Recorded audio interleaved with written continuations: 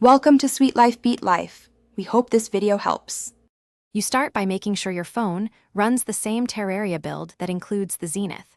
Check the Play Store for updates, or note the APK version number you plan to install. Once done, free roughly 1 GB of space and back up your worlds and characters to cloud or a local folder so you can restore if anything goes wrong. Make sure to enable installs from unknown sources only when needed, because that's required for manual APK installs or mod loaders.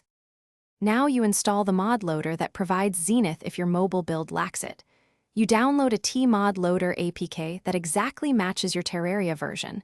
Mismatch causes crashes. Install the APK, then open it once so it creates the mods and config folders.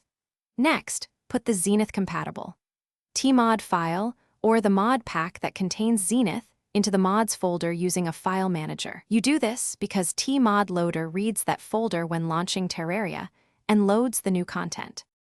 Finish by opening Terraria through tmod loader and enabling your installed mods in the mod menu. Toggle the new mod and restart the game to apply it.